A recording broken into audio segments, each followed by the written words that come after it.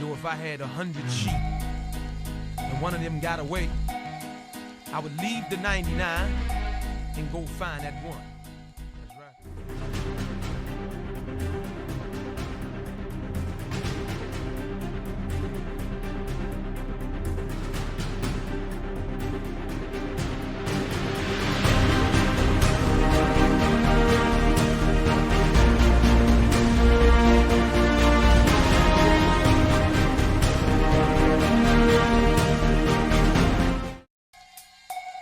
Look from the locks and jaws of Satan, I come creating, penetrating with force from the land of the lost and coming. Like Muhammad got the devil on the run, rising like the sun, keep your eyes on the one.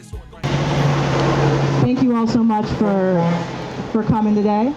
My name is Asosa Osa. I am the Deputy Executive Director at Fair Fight, and I'm joined today by members of the Quitman community, by members of the Quitman 10+2.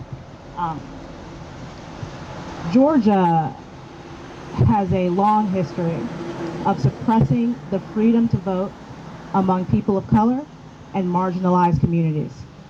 But let's be clear, voter suppression is not some part of some sad and distant past. Under Brian Kemp, first through his role as Secretary of State when he purged over 1 million voters from the roll, and now as governor, as his allies challenged tens of thousands of voters' right to cast a ballot. The voter suppression that has been our is alive and well today. From restricting access to the polls, to banning food and water in line, to criminalizing voters and community leaders, Brian Kemp has been the chief architect of G.B.R 2.0 in the state of Georgia. And he has the audacity to come to Quitman, Georgia today. After black women flipped the majority white school district, here in Quitman in 2010, Brian Kemp launched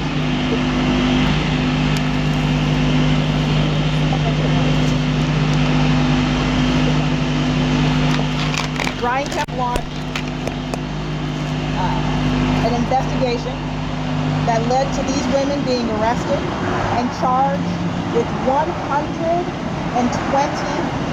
felony counts of voter fraud. Why? Because Brian Kemp could not accept that black women in Georgia organized, outperformed at the ballot box to create real change in their communities.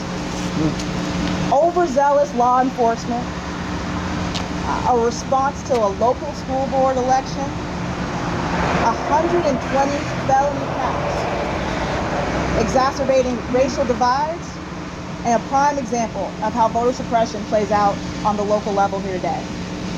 And despite an overwhelming lack of evidence, Kemp continued this years-long harassment as targets of his unfounded investigation fell further into despair.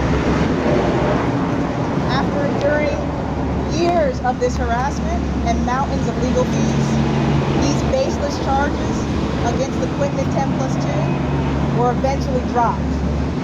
120 felony charges, 0 convictions. This level of aggression against black voters is not new, and we know that breaking democracy for some will break it for all. And sadly, the inhumane treatment of the Quitman 10+2 was only one example of Kemp's legacy of criminalizing black voters. Because after we turned out in record numbers in 2020 and the 2021 runoffs, we made history. And what happened? Brian Kemp passed one of the most restrictive voter suppression bills in the nation, going so far as to make it illegal to hand water to voters in line. We know why Kemp did this. He's afraid of our power. Through SB 202, Kemp has worked to push access to the ballot box as far out of reach as possible. But unfortunately for Brian Kemp, Georgia remembers in 2018 when he purged millions of voters from the rolls. Georgia remembers the prosecution and the persecution of the Quitman 10+2. And Georgia remembers how we punished our historic voter turnout with SB 202. No matter the barriers erected by Kemp and his fellow anti-voter politicians, we will continue to turn out and make our voices heard. We will not be silenced. And so I am proud today to introduce one of the Quitman 10+2, Dr. Nancy Bernard, to get us started.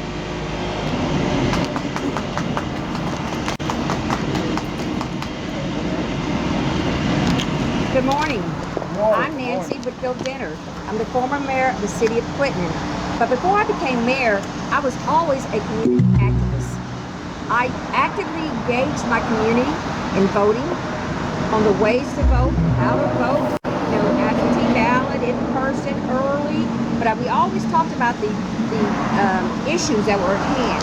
So we really worked on voter education in our community. I'm here today because Governor Brian Kemp has the audacity to return to our city of Quitman on today to campaign, and I think that Georgia needs to be reminded of the dark side of things that happened actually here in Quitman. While he was Secretary of State, Brian Kemp sent armed law enforcement agencies to our homes, myself and 11 others, and we were arrested, charged, and taken to court on false charges of voter fraud. Our freedom is fundamental to democracy, but it's not always guaranteed, as we've seen in the last couple of years of Brian Kemp and his tactics to suppress votes, to erase people from the voter rolls. Since he's been elected to government office, Brian has used his power to suppress votes, to eliminate our right to freedom to be heard. While overseeing the state of Georgia, he was successful in purging voter rolls, that dramatically affected our black and brown communities. He closed voting locations. Even here in Brooks County, we've seen several of our locations being closed. And that affects voters and their freedom and their ability to go to the polls and express their right to vote. He oversaw 1.4 million voter registrations canceled in Georgia. Again, 1.4 million voter registrations canceled. He had over 5,300 registrations that he had canceled shortly before the 2018 election. Again, it shows this didn't start yesterday. It goes back. Read up on us. Go back. 2010, Brian Kemp was at his antics then, and he continues to do it. He uses a form of intimidation, voter suppression, and he's on those lives, those communities that are already disadvantaged. I can talk about my personal story. If had not me and my fellow Quitman 10 persons not fought, do you realize today I would stand here as a convicted felon, unable to vote in this election or the previous elections, or possibly be in jail? I was looking at 120 felony charges. Unfounded charges. We went to court 4 times. 4 times before eventually the prosecutor decided, the judge, a jury decided there was no guilt. He exonerated. The prosecutor erased all the other charges and all the other 11. But Brian Kemp continued in his position as Secretary of State and the State Election Board to have an open case. It wasn't in the summer of 2014 that the Secretary of State's Election Board dismissed the final charge. 4 years. 4 years of character assassination. 4 years of emotional turmoil. 4 years of our community just being harassed. We were constantly on the news. our mugshots were blasted everywhere. Our citizens began to question themselves. They began to question the process of voting. To this day, there are elderly people who have yet to go back to the polls, have not felt safe. Imagine having armed forces coming to your house with guns on their shoulders, and they're saying that if you might have done something wrong and you may go to jail. Traumatic. But we still fight. Georgia needs to be reminded. People need to develop a plan with your family, your community, your church members. Develop a plan to vote. When you're going to vote.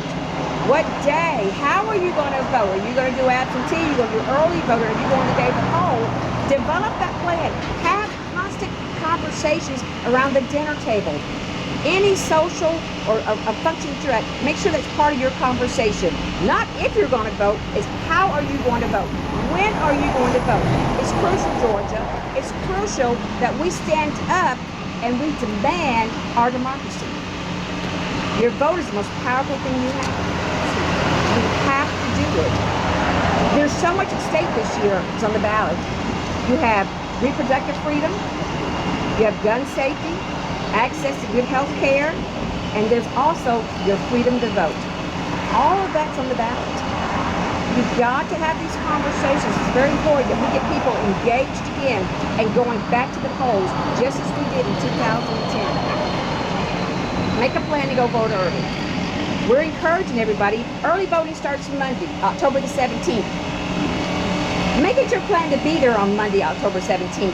So if unforeseeably we have any problems, we can correct them to ensure that every vote cast is counted. Make your plans, have your conversations. Let's show Georgia. Thank you. Now we're going to hear from Brenda Mines, another Quitman team. Plus to the person.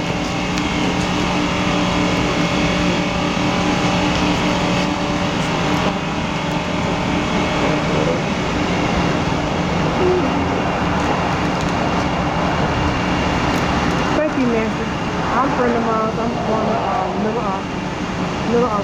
10 plus 2. Brian Kemp's son. Had charged 127. Each one of us. And you don't realize how hard that was to have felony against us. There were a lot of placed handcuffs on our arms and we've never been arrested before. They placed a cloud over our heads. The question was, if you doing anything wrong?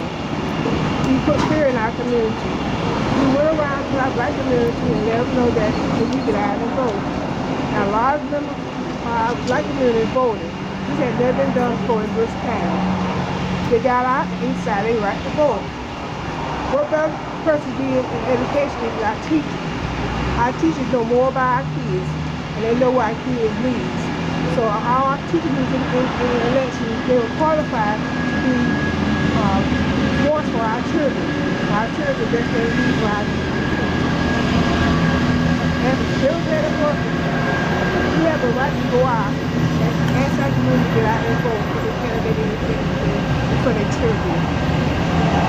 Don't allow fear, because the police came to your home with guns and everything. Don't allow fear to go out and vote. You need to get out and vote. Even though that it's certain time for us, and we went through this, don't let fear cause you not going to vote. Your vote do count. Early voting start October 17th. Spread the word. Get out and vote. Don't be fearful. Do what you got to do. Get out there and vote. Now you'll hear from Miss Dr. Diane Thomas. To Diane Thomas. I'm appalled at the fact that Brian Kemp has the audacity to come to Quitman, Georgia, the town where he tried to keep me from being on the Board of Education, the town where he arrested, investigated, and then had arrested 12 people because we had the inspiration of trying to make sure our community, the community that we grew up in, the community that we graduated from, he didn't not want us to be out in our community getting people to voice their rights by voting. And when we did that, some members of the community did not appreciate the fact that when I got on the board, was elected on the board, it would change the makeup of our board. By doing that, they asked Brian Kemp, their friend, their counterpart, to come and do something that would change the results of the election for me being on the Board of Education. Now, the thing that gets me really mad is this. I was good enough to be a teacher. I did the same thing as a teacher when I was trying to be elected to get on the board. I knocked on doors as a teacher to get the parents to do what they needed to do. I went to their houses, I talked to the children, I called them on the phone. I did the same thing, but I didn't get arrested for that. As soon as I decided to run for the Board of Education, I knocked on doors, I asked people to vote for me. I was a good teacher. I didn't have to do much campaigning because my work as a teacher spoke for me. They knew if I was going to be the person like I was teaching, then guess what? I would be a good board member. It wasn't about what kind of board member I was going to be. They just didn't want me on there. They didn't want the makeup of that board to change. So Brian Kemp decided to investigate us so that his counterparts can shut up. He investigated us, and when they investigated, guess what? Their findings said there was nothing wrong, but he did not. He did not even look at his findings and say, we're gonna drop this. He had us arrested. He had us arrested. Brian Kemp is doing the same thing that he did in 2010. The makeup of what it used to look like in the 60s, that's what he wants. 2010, Brian Kemp is doing the same thing right now. Same Kemp in 2010, same Kemp now. He does not want to change the makeup of what we would look like as Georgians who care about our state. Brian Kemp had 5 agencies to come to my house after I had won and my votes had been certified. To me, I thought I was done. Not according to Brian Kemp. They drove up to my house like I was a killer, like I had stolen something, like I was the worst person that you would even want. They even had the city police, they had the sheriff department, they had the state patrol, they had the state, his state people, and they had the G.B.R. They knocked on my door like nothing. Like it was okay. Let's knock on her door. That same morning, I was supposed to go to Valdosta's hospital to have an operation. Man the G.B.R. knocked on my door and said, we're looking for Elizabeth Thomas. Okay, I'm Elizabeth Thomas. We have a warrant for your arrest. My arrest? Yes. I said, for what? For voter fraud. Voter fraud? Sir, I did nothing wrong. What are you talking about? We have an arrest. I said, sir, I'm supposed to be in Valdosta at 8 o'clock this morning to have an operation. He looked at me and said, let me call my superior. He called his superior and told him what I said. And he said, bring her ASS on. I got in the car. When I got in the car, he proceeded to take me to another member, patrol me through town so that we could be humiliated. Brian Kemp wanted us to look, that's pressure. That's the first thing within itself. He needed those people to see, if you all continue to do what you are doing, the same thing that we're doing to them, you will get it too. How dare he patrol us through town, take me to Angela Bryant's house and picks her up too. This is Angela. And I looked at her, I was like, oh my God, what is going on? And I didn't know what the CID building was. They took me to the CID building and proceeded to fingerprint me. Once they fingerprinted me, they told me to put on an orange suit. This is Brian Kemp. This is him saying, I love Georgia. I love Georgia. But you need to do what, you need to vote the way I need you to vote. Otherwise, you are not doing the right thing. They put me on an orange suit, photographed me, put my mug shot on the web to let people know we just arrested your so-called best of the best of Quitman, Georgia. How dare he do that? How dare he come to Brooks County and do a fundraiser to raise money after you have arrested? Do you realize what he has done, he did to our family members? The trauma that he put my child through while he was in school, the trauma he put my family through. I was good enough to be a teacher, but I'm not good enough to be a board. Kemp has changed. When I think about how I grew up, I remember going to the side of this ice cream place to get ice cream. I remember going to the back of the Royal Cafe to get a hamburger. The same thing was going on in the 60s. Ryan is doing. That's voter suppression. He's saying that he's made the request for a ballot. You got to have a certain amount of time to get a request, then you got to have a certain amount of time to return it. He's changed the rules. Remember in the 60s they used to ask them questions, and if you missed the question, you didn't get a chance to get registered to vote. Brian Kemp is doing the same thing by, to me, when you say, if you give somebody some water, that's a crime.